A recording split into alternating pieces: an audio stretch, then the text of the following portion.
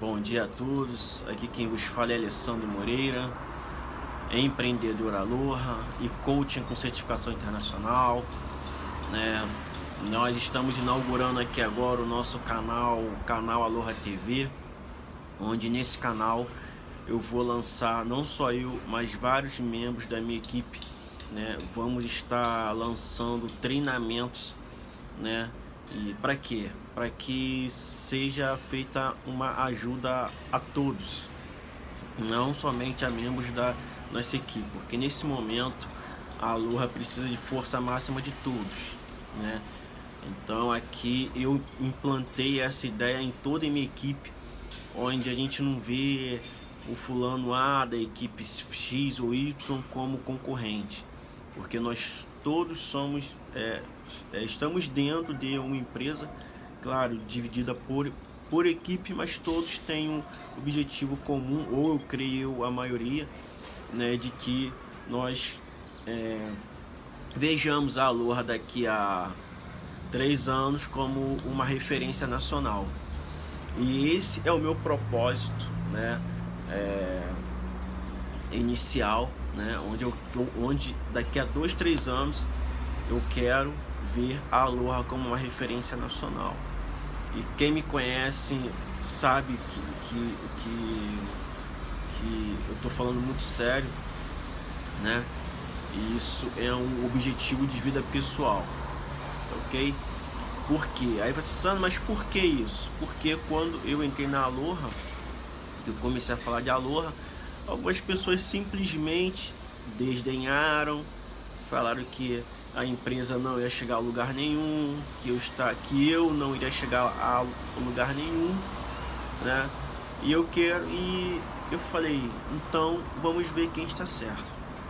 Então o meu objetivo e o da minha equipe, né, é um objetivo comum, onde nós vamos fazer de tudo para somar forças com todos geral, né, para que a Aloha se torne um sucesso daqui a 2, 3 anos, ok?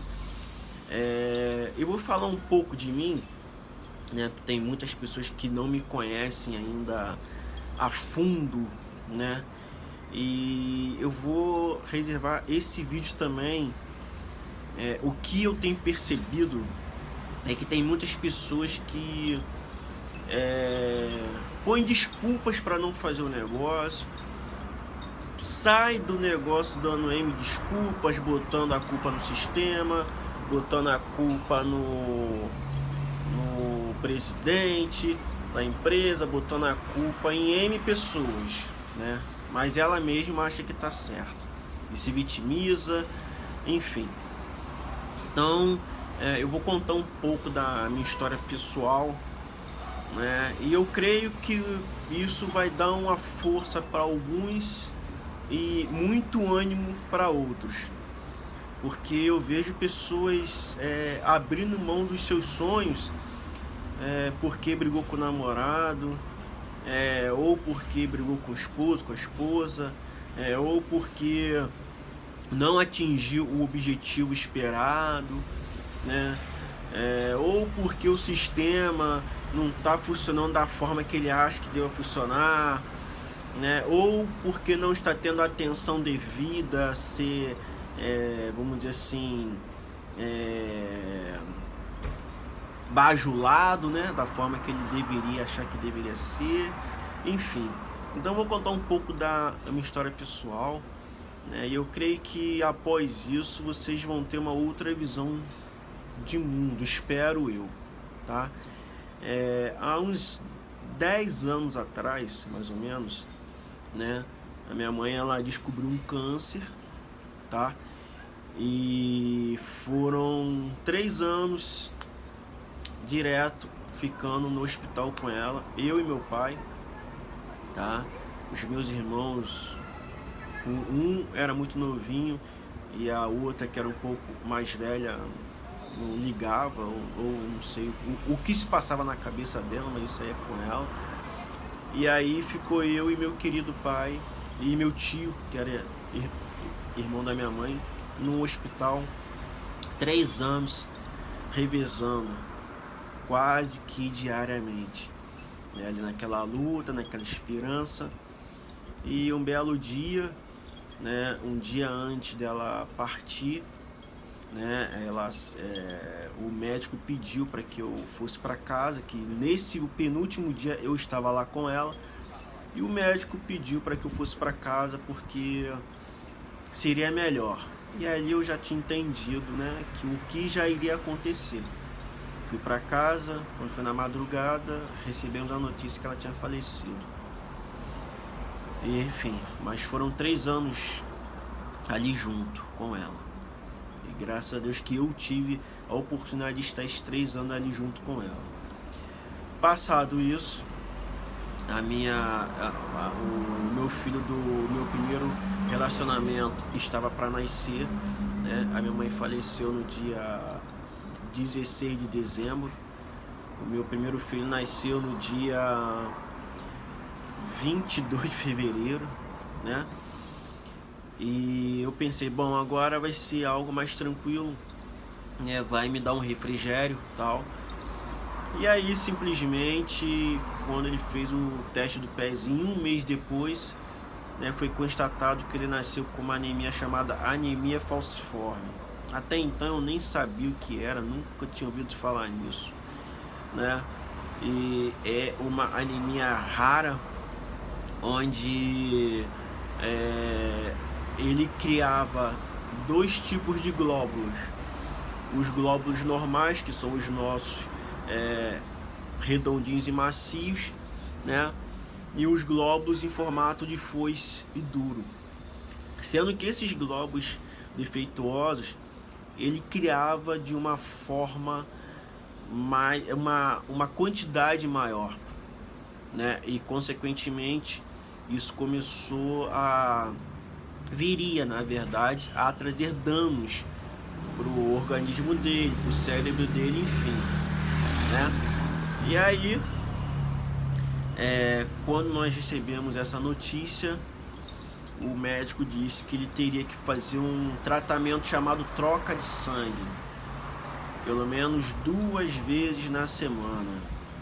E aí vocês imaginam, o cara ficou 3 anos quase que diários com a mãe no hospital. E aí a mãe parte, 3 meses depois o cara tem um filho achando que vai ficar um refrigério. E quando ela faleceu, eu falei, eu nunca mais piso em um hospital. Mas eu acho que Deus falou, não, você vai ter que pisar porque eu tenho um propósito com você. E aí, quando nós descobrimos isso, eu tive que simplesmente voltar a ir para hospitais, consequentemente, no Hemorrio, aqui no centro do Rio de Janeiro. Tá? E aí eu ia pro Hemorrio com ele, e ele novinho, 2 a 3 vezes por semana, né? E quando chegou o momento, né, que ele já estava um pouquinho mais... Até desculpa aí, gente, a barulhada que eu tô no ar livre aqui, né, pra pegar uma fresquinha aqui também. E tá balançando assim a câmera devido ao vento que tá batendo, que tá no suporte. Mas voltando, e aí eu comecei a ficar 3 vezes por semana no hospital, acompanhando meu filho, saindo de madrugada de casa, 4h30 da manhã, aquela tortura de novo, e só saía de lá às 6, 7h30 da noite, 7 horas da noite. Raros eram os dias que eu saía de lá 4, 5 horas da tarde com ele. E foi nessa sequência, pelos próximos 4 anos seguidos, né? Foi nessa rotina. E até que no momento, né? Eu tava na rua, e aí ele começou a passar mal, a sentir... o bracinho dele começou a mexer sozinho, né? Aí a avó dele, que ficava com ele, desesperadamente me ligou falando o que estava ocorrendo, né? E eu desesperadamente fui lá buscar ele, né?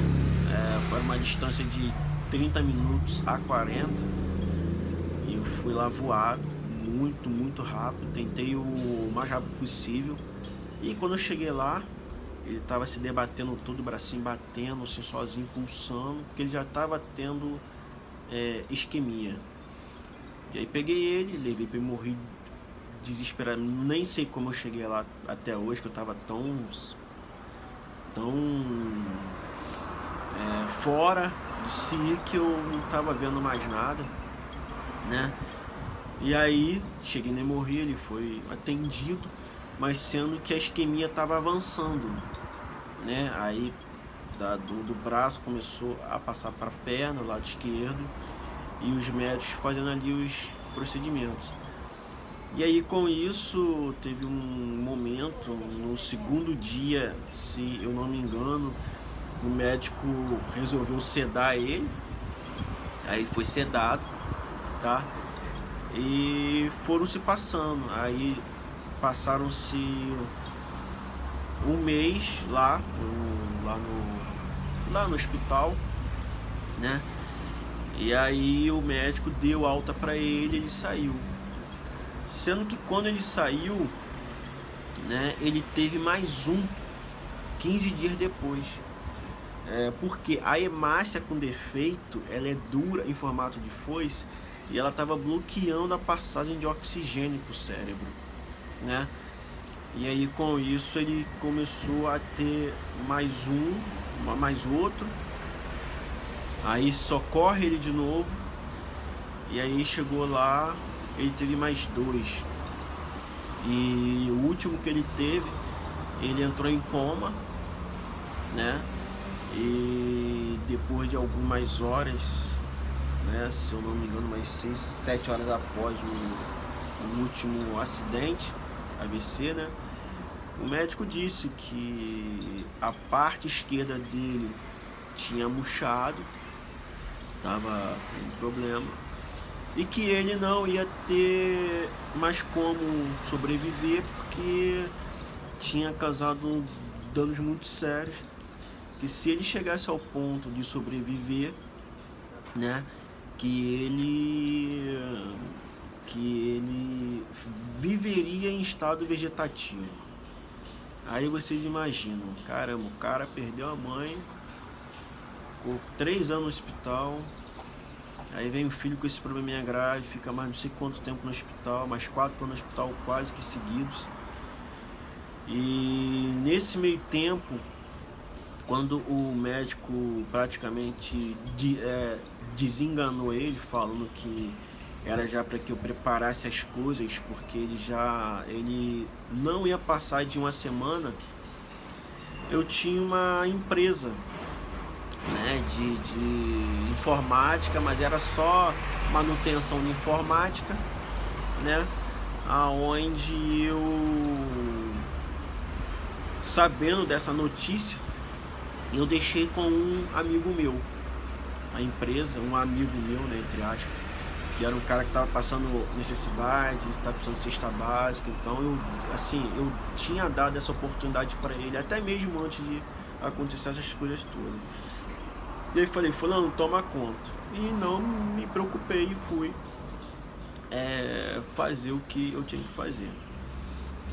E aí, né, foi se passando o tempo, aí aquela semana, né, que o médico disse que ele não ia resistir, ele resistiu. Aí passou mais um pouquinho, resistiu. E aí quando passou mais 8 dias, o médico falou, olha, e isso foi até no domingo, prepara tudo, que dessa semana ele não passa, porque os sinais vitais dele estão bem fraquinhos e ele não vai resistir.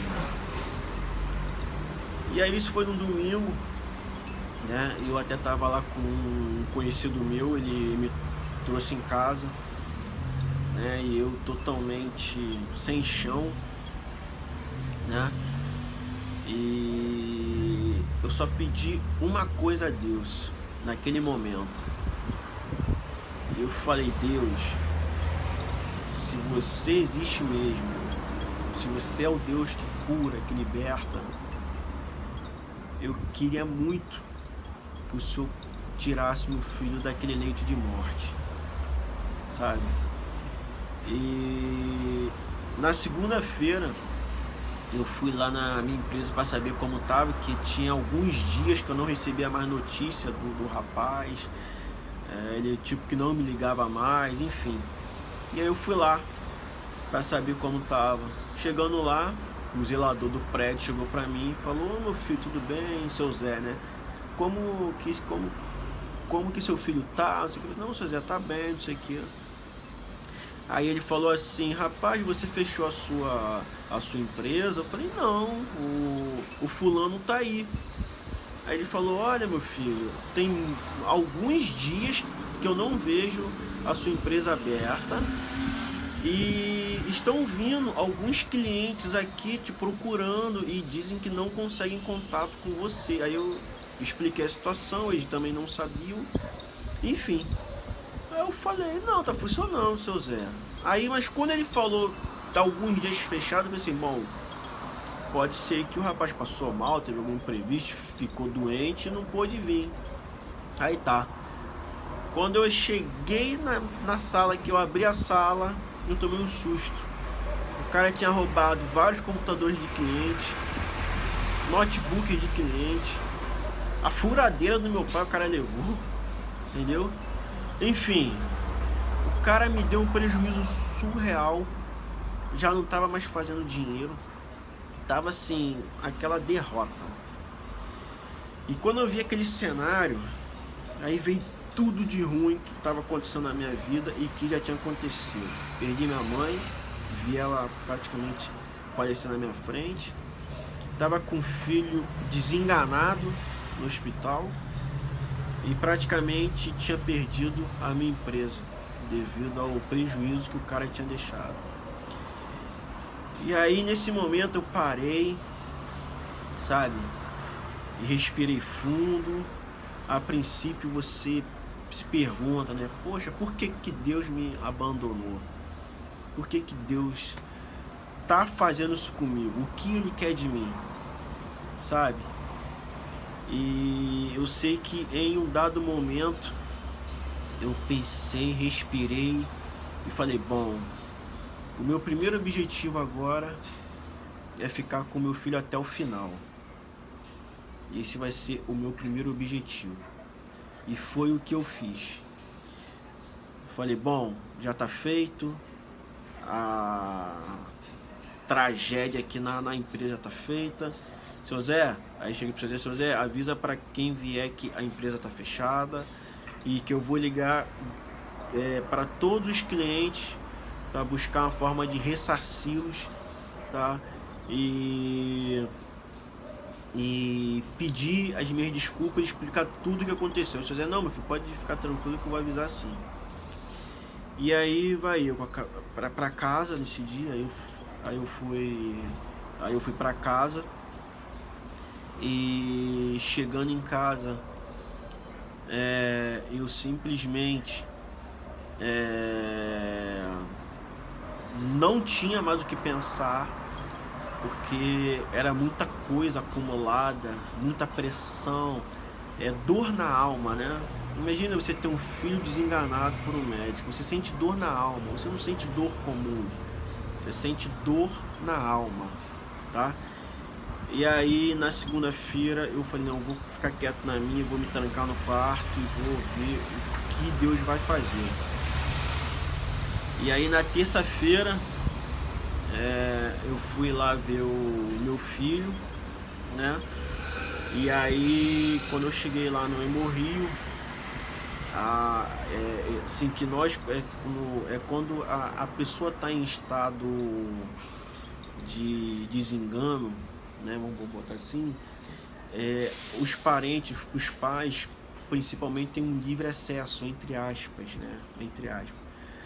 E aí eu cheguei lá no Hemorrio, subi e fui falar com o médico, né, para saber como ele tava, tal. E quando eu cheguei lá na parte que tava de UTI, né, o leito dele tava vazio. E aí nesse momento eu fiquei desesperado, achei que ele tinha morrido. E eu só falava, cadê meu filho, cadê meu filho, cadê meu filho? E a enfermeira chegou pra mim, pai, você é pai de quem? Eu sou pai do Alessandro Godoy. Aí ela deu um sorrisinho de canto. Eu falei, pô, essa mulher ainda tá rindo da minha cara, eu pensando comigo. E aí eu falei, eu quero meu filho, quero meu filho, quero meu filho. Aí ela falou assim, pai, calma, vai na enfermaria que você vai ficar melhor. E eu falei, minha filha, eu não quero tomar remédio nenhum. Não quero tomar remédio nenhum, tá? Eu quero meu filho de volta. Aí aquela tensão toda. Aí a enfermeira chegou pra mim, me pegou pelos braços e falou assim, pai, calma, vai na enfermaria que você vai ficar melhor. E eu falei, bom, eu vou, mas eu não quero tomar remédio nenhum, né? E ela, vai que você vai ficar melhor. E aí eu fui, achando que meu filho já tinha morrido. E quando eu cheguei lá na enfermaria, que eu abri a porta da enfermaria, o Júnior estava em pé, entendeu? Ele estava em pé. Naquele momento ali, eu caí de joelho e agradeci muito a Deus, sabe? Agradeci muito a Deus, muito mesmo, entendeu? Então, e foi algo tão surpreendente que eu acho que tinha acabado de acontecer, porque quando eu entrei, que eu vi aquilo, as pessoas em volta, elas começaram a chorar. A enfermeira, quando viu ele levantando, falou assim, o Godoy levantou, chama os médicos. Aí veio aquele monte de médico. É impossível, é impossível, é impossível. Quando viu, se formou aquelas galera assim ao lado dele. E o garoto em pé, acordou pedindo biscoito, como se nada tivesse acontecido, sabe? E ficou com uma sequelinha do lado esquerdo, que hoje ele se trata, né? É uma das melhores clínicas aqui do Rio, fica num bairro nobre aqui. E hoje ele tá com 14 anos. Hoje ele tá com 14 anos. Então, quando eu vejo pessoas reclamando da vida, reclamando que tá assim porque o esposo deixou, tá assim porque fulano, tudo bem, você não vai ficar feliz por ter acontecido algo triste, mas o que me deixa bem chateado é ver pessoas, né, se entregando, desistindo dos seus sonhos. E esse mesmo relato que eu estou passando para vocês foi o mesmo relato que eu passei para um empreendedor meu que vinha se queixando, falando que não estava conseguindo resultado por causa disso, por causa daquilo, por causa de tempo, porque não sei o que, porque o cachorro morreu, porque não sei o que lá. E quando eu passei esse meu relato para ele, eu falei, cara, se você passou por algo próximo disso que eu relatei para você agora nesse exato momento, eu até vou entender as suas objeções. Mas se você não passou, entendeu? Nem por algo próximo do que eu passei, tá? Porque o que eu passei, pelo que eu passei, eu tinha que ser o cara mais revoltado do mundo. Eu tinha que ser o cara mais intolerante do mundo, sabe? E eu tinha que ser um cara, sabe, bem assim, que tivesse caído em drogas quando começou a acontecer isso tudo, né?